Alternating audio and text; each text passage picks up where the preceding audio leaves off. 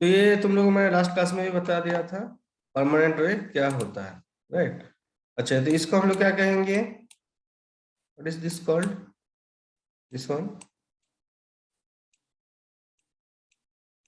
Sleeper बोलते हैं। Sleeper बोलेंगे, वेरी गुड। ये वाला को ब्लास्ट। लास्ट। ये क्या है हमारा? रेल। रेल्स होता है, ठीक है। और उसके नीचे हमारा सब ग्रेड रहता है, ठीक है ना।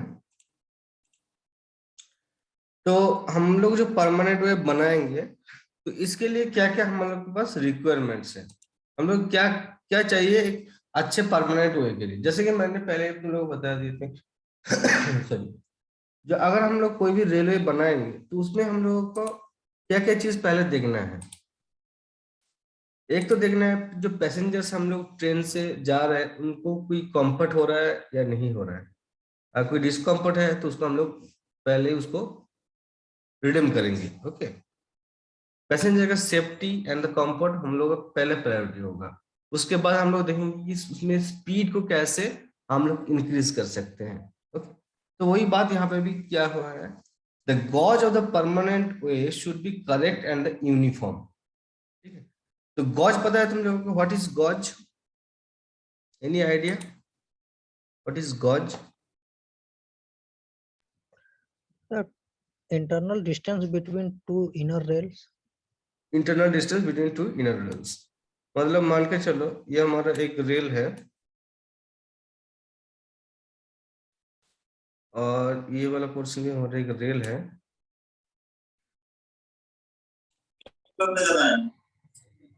तो यहाँ से इसका जो डिस्टेंस होगा, एक सेकेंड, इसको हम लोग क्या कहेंगे? गॉज कहेंगे, ठीक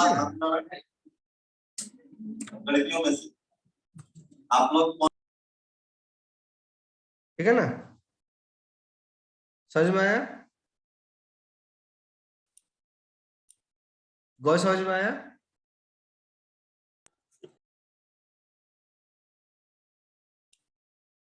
गॉज समझ में आया ना? Hello, yes sir. So second point में क्या बोला है, the rail should be in proper level in straight portion, proper amount of super elevation should be provided to the outer rail above the inner rail on curved portion of the track. Super elevation already हम लोग highway में भी पढ़े थे, ठीक है। तो जो पहला लाइन है, the rail should be in proper level in straight portion, जब तक है हम लोगों का जो रेल लाइन है वो कितना होना चाहिए? स्ट्रेट होना चाहिए। अगर ये अप एंड डाउन होता है तो प्रॉब्लम क्या होगा?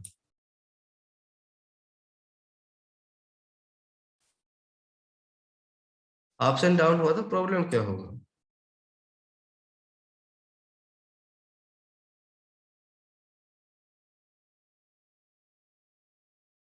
Hmm, hello, yes sir. Ups and down हो तो प्रॉब्लम क्या होगा?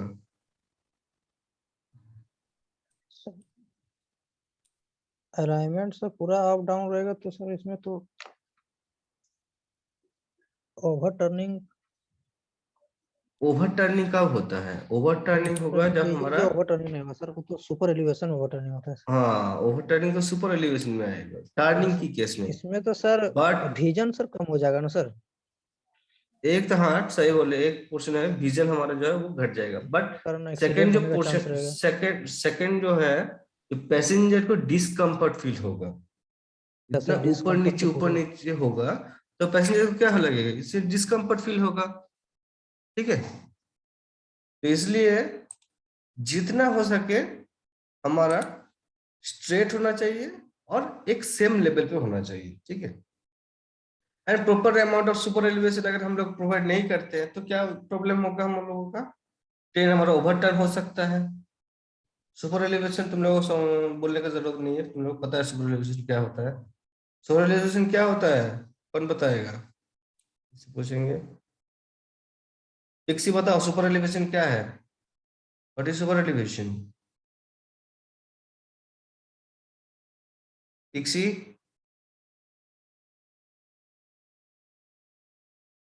हेलो राम सुंदर आलोक, कोई है या नहीं है यहाँ पे? Yes sir. सुपर एलिवेशन क्या है बताओ? सर वो इंक्लिनेशन प्रोवाइड करते हैं सेंट्रीफ्यूगल फोर्स को रेजिस्ट करने के लिए। ओके ठीक है। और ये हम लोग कहाँ प्रोवाइड करते हैं? टार्डिंग में, ठीक है ना? Yes sir. ठीक है, तो सेकंड पॉइंट समझ में आ गया। थर्ड पॉइंट में क्या बोला है देखो, the permanent wave should be sufficiently strong against the lateral forces. ऐसा हम लोग जो परमानेंट वे हम लोग बनाएंगे ऐसा ही स्ट्रांग होना चाहिए, कोई भी अगर लेटरल फोर्स हमारे पास आए तो उसमें कोई प्रॉब्लम ना आ जाए। लेटरल फोर्स मतलब जो विंड का फोर्स है, ठीक है, या फिर अगर कोई एक्सटर्नल फोर्स हमारे ऊपर आएगा तो उसमें कोई इफेक्ट नहीं आएगा। फोर्थ पॉइंट में क्या बोला है, the cars provided in the track should be properly design. क्योंकि देखो जो परमानेंट वे है, ये मैंने पहले बोला इसका नाम ही है, ये एक ही टाइम में ये रहेगा, ठीक है। ये ऐसा नहीं कि हम लोग इससे बनाएंगे उसके एक महीने बाद फिर उसको चेंज कर देंगे, ऐसा नहीं होगा। तो जो भी हम लोग कार प्रोवाइड करेंगे, ट्रैक प्रोवाइड करेंगे, ये प्रॉपर्ली डिजाइन होना चाहिए, अदरवाइज हम लोगों का एक्सीडेंट होने का भी चांसेस रहेगा, ठीक है। नेक्स्ट है, and even and uniform gradient should be provided through out the length of the track. जो भी हम लोगों का ग्रेडियंट होगा, ये मिनिमम ग्रेडियंट हम लोग प्रोवाइड करना पड़ेगा। ज्यादा स्टीप ग्रेडियंट या फिर ज्यादा अप ग्रेडियंट हम लोग प्रोवाइड नहीं कर सकते हैं, ठीक है। और हाँ, the tractive resistance of the track should be minimum. What is tractive resistance? Tractive resistance क्या होता है? फ्रिक्शन है क्या सर, ट्रैक और रेल और उसका व्हील के बीच में? हाँ, ट्रैक्टिव फोर्स मतलब क्या होगा? ट्रैक्टिव फोर्स मतलब है हमारा, मान के चलो ये हमारा क्या है, इंजन है, ओके। इंजन है, इसमें हमारा व्हील्स है, ओके। और इसके पीछे हमारा क्या रहेगा? बॉगीज रहेंगे।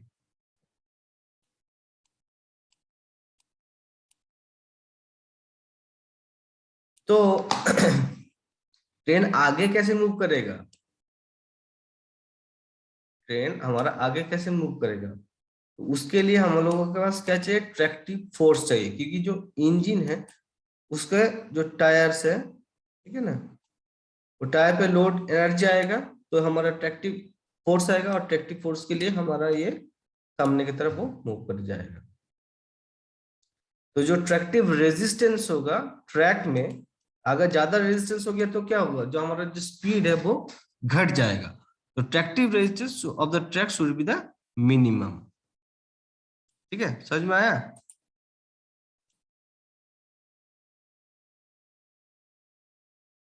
समझ में आया?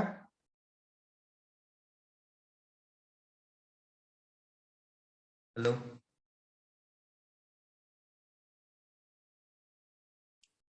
Yes sir. उसके बाद पॉइंट बोला है, the design of the permanent way should B such that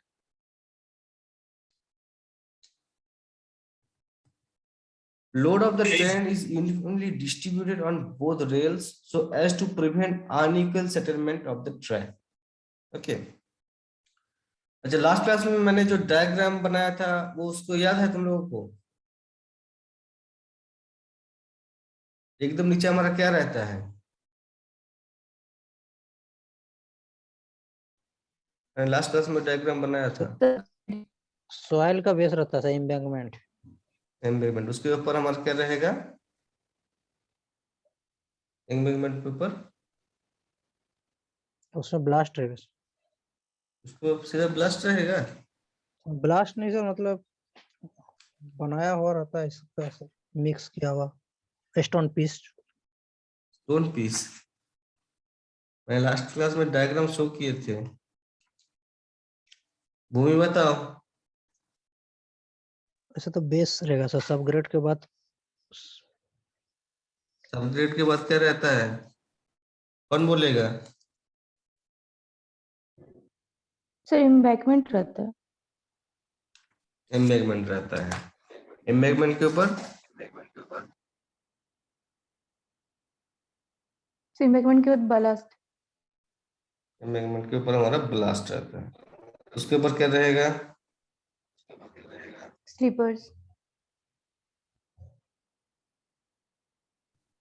blast के ऊपर स्लीपर्स।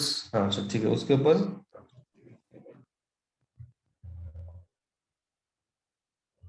स्लीपर्स के उसके ऊपर उसके ऊपर सर रेल्स रेल रहेगा। रहेगा। रेल्स रहेगा, और उसके ऊपर हमारा क्या रहेगा? व्हील व्हील्स ऑफ रहेगा train, sir. Sir wheels of locomotive, wheels और लोकोमोटिव। तो उसके ऊपर हमारा ट्रेन रहता है, ठीक है। तो मैंने लास्ट क्लास में बताया था कि लोड हमेशा, जो ट्रेन का लोड हो वो कहाँ पे जाएगा? जो ट्रेन का हमारा लोड है वो कहाँ पे जाएगा? सर सबसे पहले बलास्ट में जाएगा। ट्रेन का लोड सीधे ब्लास्ट में चला जाएगा, ट्रेन का लोड।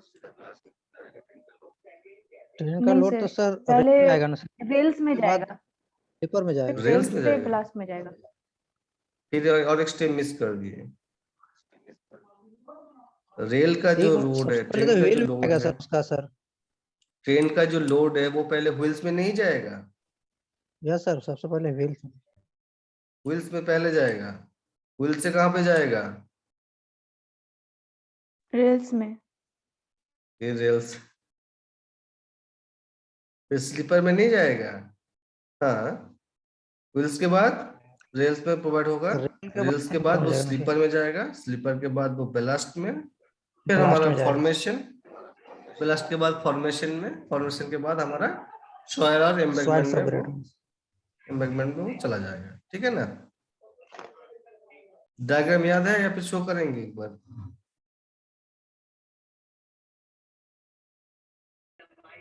सर एक बार दिखा दीजिए ना। ठीक है, रुको, शिव ने हमको भेजा था।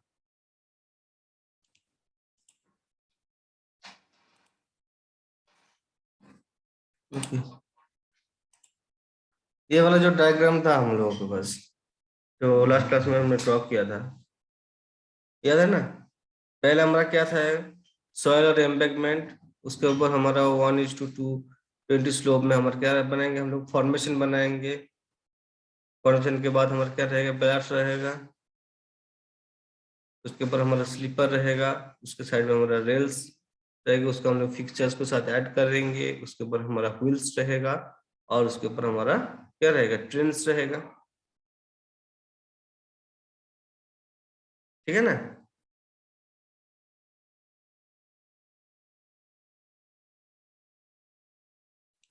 ये डायग्राम समझ में आया था? Hello, yes sir. हेमंत, समझ में आया? Yes sir. ठीक है। Yes sir.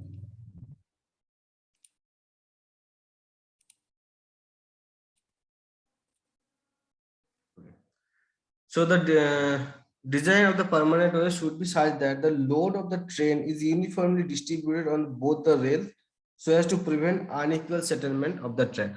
अभी मान के चलो किसी भी जगह पे कोई भी अगर स्लीपर पे वो उतना लोड जो है वो सहन नहीं किया तो क्या होगा? रेल का जो रोड है वो लोड है वो स्लीपर तक आया, बट वो स्लीपर टूट गया तो क्या होगा?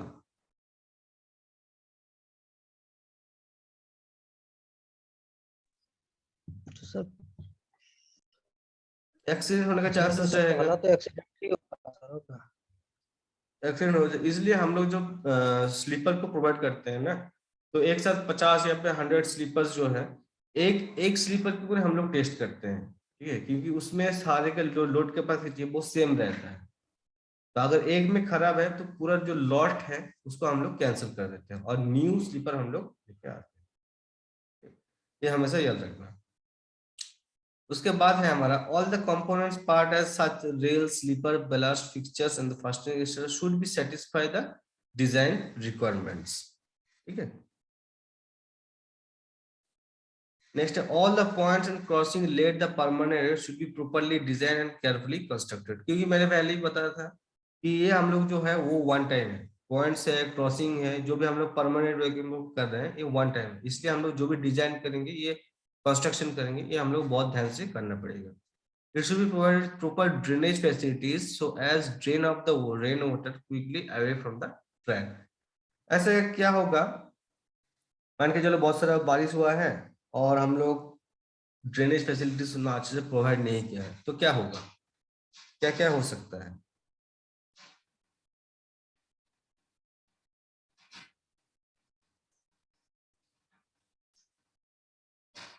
हेलो, सर क्या क्या हो वाटर सकता लॉगिंग हो है? एक जाएगा। एक तो हो गया हमारा वाटर लॉगिंग हो सकता है, ठीक है। उसके बाद सर सॉइल का स्ट्रेंथ कम हो जाएगा। सॉइल का स्ट्रेंथ कम हो जाएगा, बट सॉइल यस सर, तो अगर बेलास्ट, वाटर तो बेलास्ट तो है हम लोग मतलब के सब पास। मतलब सर सबग्रेड का embankment in the sense. But embankment, अच्छा ठीक है, मान के चलते हैं, बट एम्बैंकमेंट तक उतना इफेक्ट शायद नहीं होगा, उतना इफेक्ट नहीं होगा।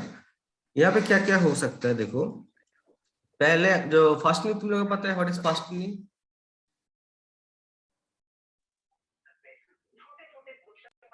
फास्टनिंग क्या सर होता है? कनेक्शंस होता है ना। जो तो कनेक्शन फास्टनिंग होता सर है, जो ज्वाइंट करते हैं, बोल्ट वगैरह नॉट नॉट लगाते हैं।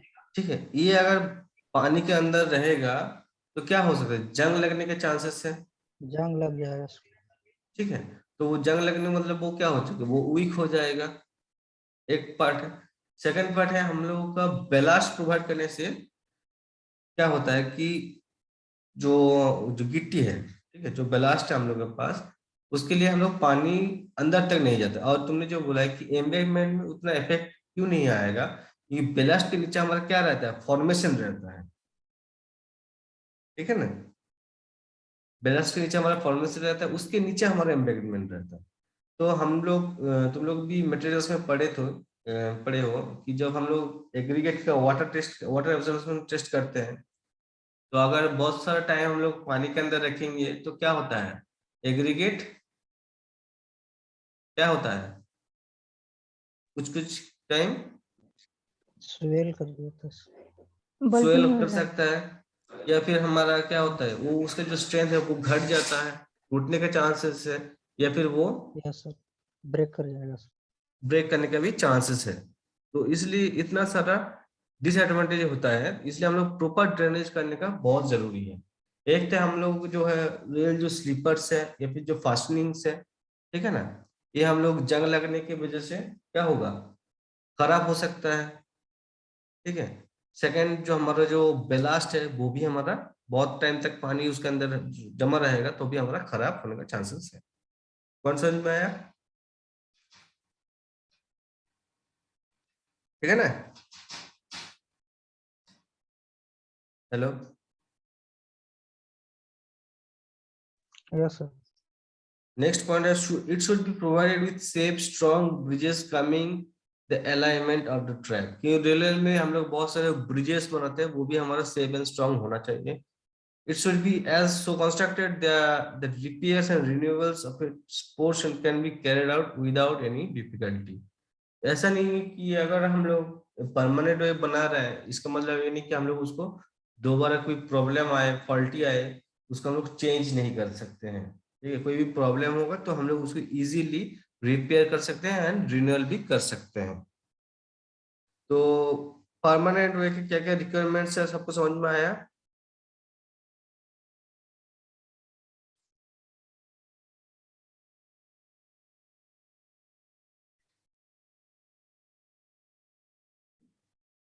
Yes sir. ठीक।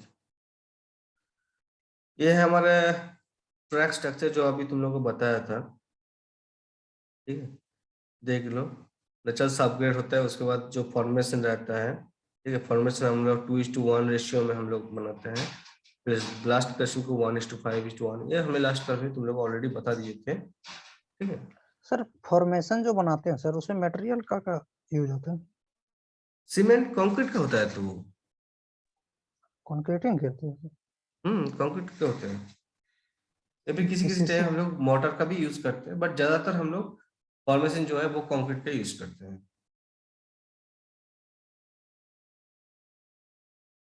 ठीक है। और गॉज भी तुम लोग को ऑलरेडी बता दिया, गॉज क्या होता है, जी जो है हमारा वो गॉज होता है। ठीक है, एक और एक डायग्राम तुम लोगों को, अगर तुम लोग को रिटन एग्जाम होता है तो ऐसा क्वेश्चन भी आ सकता है, draw the track cross section. तो अगर जब भी तुम लोग डायग्राम बनाओगे तो ट्राई करना नीचे से डायग्राम को ड्रॉ करने के लिए। डायग्राम ड्रॉ कर सकते हो, सर कोई इशू? सर कॉलेज खुलने वाला तो सर खुलेगा क्या? वो तो तुम लोग के पास गूगल फॉर्म तो गया था। सर उसमें तो नो का ऑप्शन ही नहीं था, सिर्फ यस ही था। तो शायद खुल जाएगा, खुलेगा खुलेगा। क्लास करना है। सर कोई डेट एक्सपेक्टेड? ये तो हमको अभी तक नहीं मालूम। ठीक है, ओके। इसके बाद हम लोग तो परमानेंट सबको समझ में आया, नो डाउट?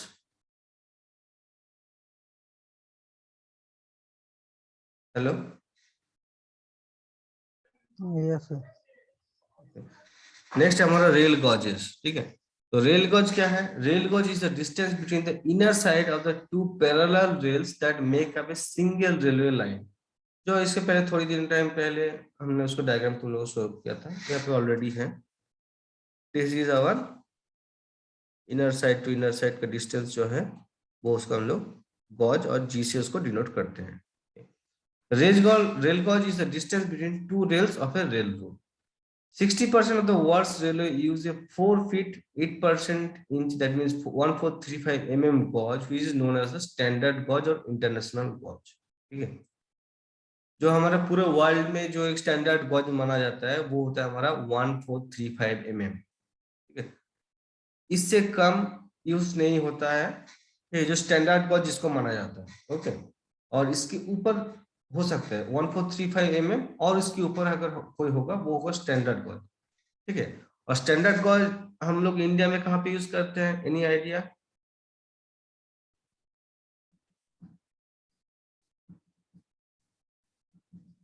क्लास है। जो स्टैंडर्ड गॉज है वो इंडिया में किस जगह पे यूज होता है?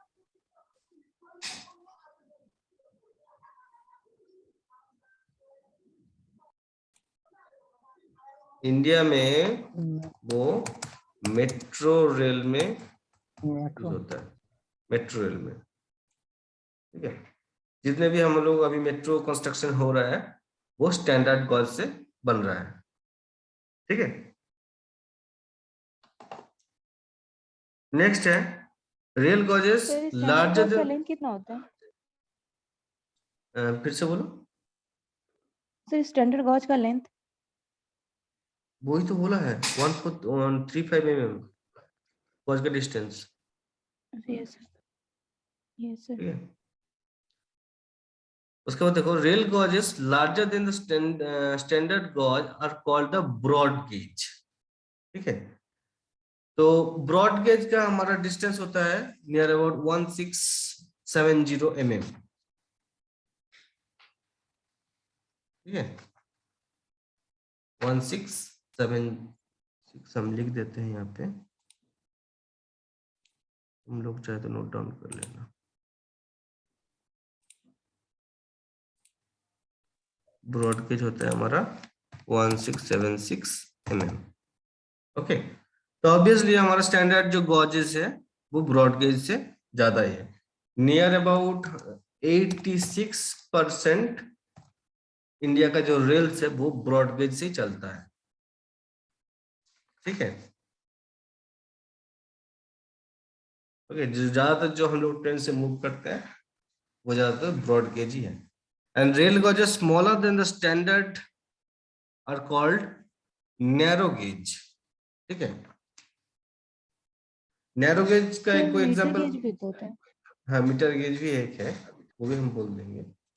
नैरो गेज जो है वो होता है तुम्हारा near about 762 mm।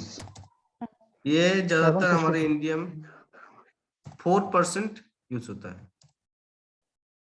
Okay, 4% use होता है। और एक है हमारा मीटर गज।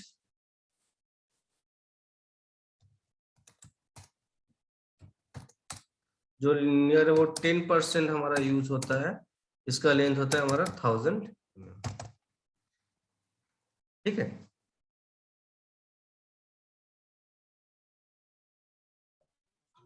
सर नैनो गॉज में सर मेट्रो चलेगा या ट्रेन तो नहीं चलेगा उतना?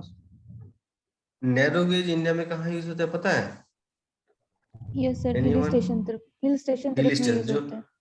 हिली एरियाज में हम लोग इसको यूज करते हैं। जो हमारा कलका शिमला जो ट्रेन है तुम लोगों को पता है? कलका शिमला ट्रेन पता है ना? नहीं सर। No sir. देखते हैं, रुको एक सेकंड।